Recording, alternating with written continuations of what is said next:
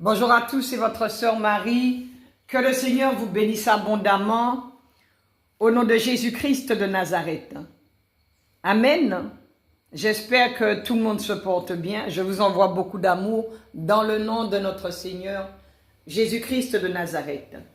Il y a des personnes parmi nous qui ont reçu des paroles de sagesse, qui ont reçu des paroles de connaissance, qui ont reçu des paroles prophétiques sur leur vie. C'est vrai que nous sommes dans un temps où les faux prophètes sont exposés.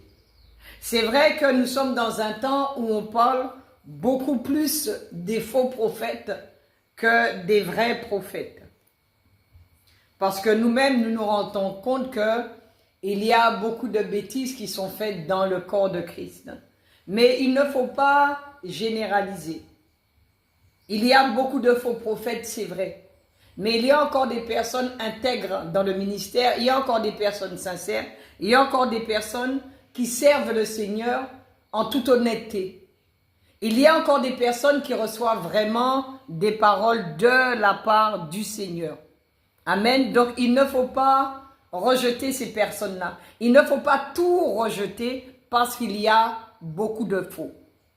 Maintenant, nous avons le Saint-Esprit, c'est à nous d'avoir le discernement et de chercher à savoir si ce qu'on nous dit, ça vient de Dieu ou pas.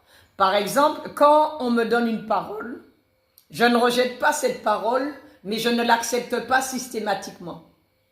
Je demande toujours au Seigneur si la parole qu'on m'a donnée, ça vient de lui ou pas, et je lui demande de confirmer cette parole. Et que si cette parole ne vient pas de lui, eh bien je la jette tout simplement. Amen. Donc nous ne devons pas tout rejeter systématiquement. Nous sommes suffisamment intelligents pour demander au Seigneur ce qui vient de lui et ce qui ne vient pas de lui. Prenons notre Bible dans le livre de Habacuc chapitre 2. Il est écrit à partir du verset 2. L'Éternel m'adressa la parole et il dit, écris la prophétie, grave-la sur des tables, afin qu'on la lise couramment, car c'est une prophétie dont le temps est déjà fixé. Elle marche vers son terme et elle ne mentira pas. Si elle tarde, attends-la, car elle s'accomplira certainement. Amen. Il y a des paroles qui ne se sont pas encore accomplies, mais c'est pas parce qu'elles ne se sont pas encore accomplies qu'elles ne s'accompliront jamais. Parfois, Dieu, il travaille notre patience. Le fruit de l'esprit, c'est la patience. Donc, s'il y a des paroles qui ont été déclarées sur ta vie et qu'elles ne se sont pas encore accomplies, attends.